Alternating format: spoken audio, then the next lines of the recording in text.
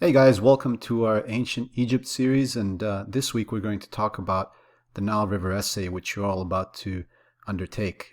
Your most important assessment of semester one, and the one that's going to teach you guys the most skills you'll be learning in our time together. So today we're going to cover the basics of that essay. We're going to talk about how to do it and what it is and what it's supposed to do to give you guys a little bit to go on and to ease maybe some of those anxieties you might have had about having to do an essay, in recognition of the fact that for some of you it's the first time you're writing one. So let's go ahead and talk about this Nile River essay that we're going to do. Firstly, a couple of things we need to get out of the way. Some basic things that we need to make sure we do right. This is an academic essay. And that means you guys are not going to be copy-pasting material from the internet or from each other or from anyone else. You're going to be using your own words, your own language. You're going to make sure this is an original work. You're not going to use slang. You're going to use formal English and full sentences, which means don't contract your words. Do not instead of don't, right? And make sure to use paragraphs and correct spelling in your work.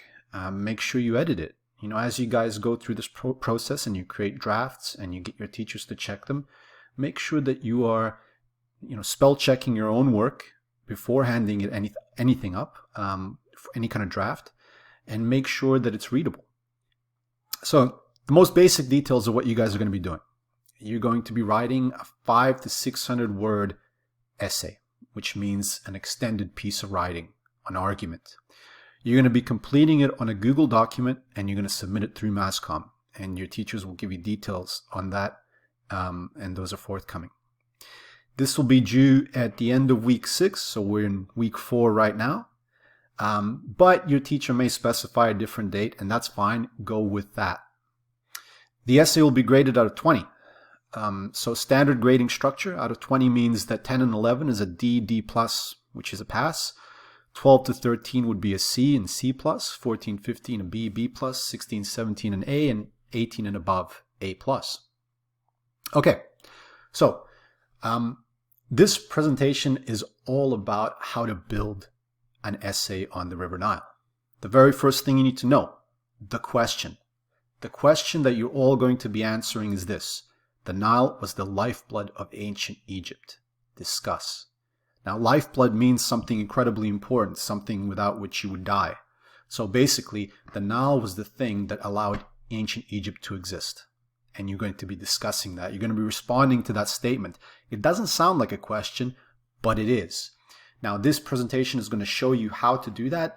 And you can thank Mr. Lee for this presentation. It's a really well put together strategy on how to address the essay in detail. So if you see him, thank him. Okay, so firstly, you can think of the essay as either 4 or 5 separate paragraphs. There are 2 ways to do it. The first way is as outlined here. You've got body paragraph 1, 2, and 3, which are your 3 big arguments. You've got an introduction that tells you about what's going to be in the essay, and you got a conclusion that sums things up. The other way to do it is an introduction, 2 body paragraphs, and a conclusion. But each of those body paragraphs would then have to be a bit longer and a bit more detailed to make up for losing the breadth, the coverage of 3 different things. So how do you start an essay? Well, the easiest way to think about an essay is it's an extended answer to a question. It's a detailed answer to a question. It's something that's meant to convince a reader that you are right about a particular topic. So with that topic in mind, the first thing you need to do is you need to begin with a contention. This is your direct answer to the question. If the question is, was the Nile the lifeblood of ancient Egypt? Your answer has to make sense. The Nile was undoubtedly the lifeblood of the ancient Egyptians. Okay, so that's one way to begin an essay, and it's the best way to begin an essay because it tells the reader, oh, this is the argument. This is what they're going to be talking about. It doesn't leave any doubt. Okay, and simplest answer is best answer, meaning be direct. Don't dance around it. Don't introduce the Nile as a 6,500 kilometer long river in Egypt. Simply answer the question. And then in that same introduction, in that same paragraph, you're going to very briefly introduce the 3 arguments you're going to cover. 2 or 3 arguments, depending on how you go. So there's an example there for you. I don't need to read it out, but it's a good example for what you guys will need to do. And here you've got, in highlighting basically, how to take apart those couple of sentences which provide the arguments you're going to be talking about in your essays. Okay, so this is an example introduction. Don't use this one, but it is a good example of an introduction. It's the kind of thing you might write. And it's roughly the same length that you should be writing. So aim for an introduction around the 50 to 75 word mark. Any more than that, and it's a bit too much of your essay. Any less than that, and you're probably not covering everything you need to cover. So you guys, some of you will be familiar with TEAL. It's the English way of doing essay writing. It's not always been, and it isn't my favorite way of doing essay writing, but it's certainly one of the good ways to do it. And best way to think about it is it's a structure for paragraphs. It's a way to put together paragraphs in a structured way.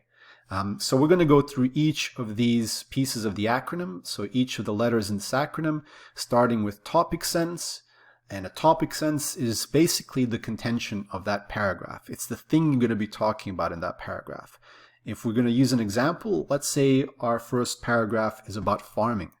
And you might say in your contention, the single most important aspect of the Nile was its ability to provide the ancient Egyptians with rich source of food by allowing them to grow numerous crops along the river. Okay, so that's essentially a way to do a contention. It's a very straightforward proposition of an argument. The E stands for explanation. So that's where you go into a little bit more detail about what you're going to be covering in that paragraph. So you might actually explain a little bit about what that sentence means. How did it provide them with the ability to grow food? You might go into things like silt and inundation and irrigation. Under evidence, this is where you actually go beyond the explanation and you start giving the specific facts that prove you're right. Now, I did mention already that you might talk about silt under explanation. If you cover it generally under explanation, you cover it in a more specific way in evidence. So, what kind of crops did the Egyptians grow? How much were they able to grow? How many people were they feeding at the height of their empire? Those kinds of things provide rich evidence that proves that you're right, that shows that you're right.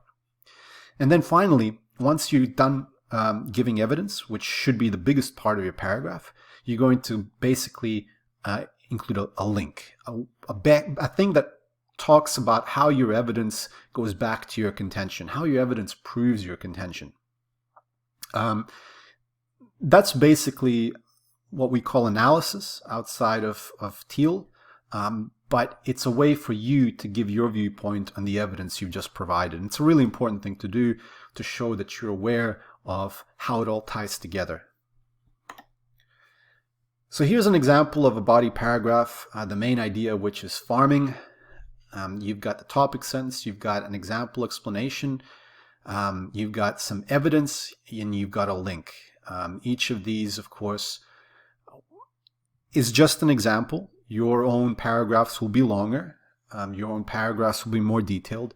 But this is a good way to think about what kind of stuff you need to do and the bar you need to aim for. This is not a best case example. This is a mainstream example.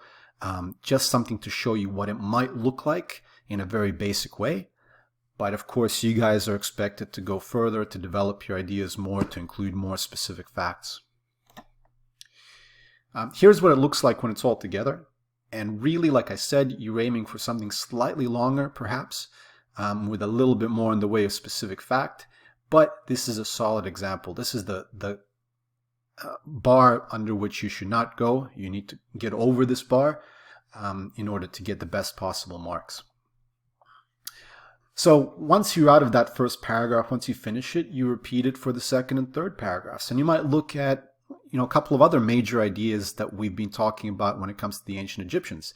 You might look at trade and transport. You might look at religious beliefs when it comes to the Nile. For example, the river god Hapi. There's a lot of evidence about how much the ancient Egyptians valued the Nile and how much they believed in its importance. That's the kind of stuff you talk about under religious beliefs. Whereas trade and transport, you're talking about what kind of stuff they bought and sold using the river, how they used ships that were made out of flax that was grown along the river. You want to talk about all that stuff. You want to talk about how papyrus was farmed along the river too. And that is the thing that basically allowed them to record transactions and make purchases and engage in commerce. Finally, you finish off with the conclusion. And a conclusion is basically similar to an introduction, but restated. It's basically you flipping the introduction on its head, summing up what you want to say on this topic, and again, finalizing it with essentially your contention again. You conclude the essay with your contention again. And that's the easiest way to think about a conclusion. Very similar to an introduction, just flipped, and at the end of the essay, and very basic. You don't want to spend more than 50 to 75 words on a conclusion. The bulk of your essay, the main part of your essay, should of course be in the body paragraphs. So this is an example of a conclusion. It's again very straightforward. You wouldn't want to go any longer than that. You simply want to summarize your arguments and tie them together, and then of course provide a concluding thought, which will be, once again, your initial answer to the question. Okay, so with that said, you guys should be ready to start your essays by beginning to research and collect notes on the things you will need to complete the essay. Those things are specific facts and specific ideas you're going to use to build your arguments, and these you will find not only in the work you've been doing over the last few weeks, but also, of course, on the internet through research, and there will be more details on that forthcoming, including things like key search terms. And we'll also spend some time on individually in classes on how to do research as best practice and what kind of stuff you need to be able to do, what kind of things to avoid, and how to make sure that you're using your own language and not simply copying from websites word for word, something you should definitely avoid because it is what we call plagiarism. Good luck with the essay. I'm sure you're going to do great. I'm sure you're going to develop some really new skills, things that you're going to take with you throughout all of high school life. And the more you put into this and the better you learn how to do this, the easier the rest of your time in high school is going to be when it comes to the humanities. And I include English and RE and politics and history, and that all subjects where long form writing is practiced need this skill. You must develop it. You must know how to do this well. Otherwise, you will struggle. So if you need help, make sure to let us know. If you have questions or comments or concerns, let us know as per usual through the threads, through email, and through social streams if they're up on the class pages. But do let us know. Do not allow yourselves to say nothing. Thank you for your time. Thank you for listening, and see you guys in class. Have a great week.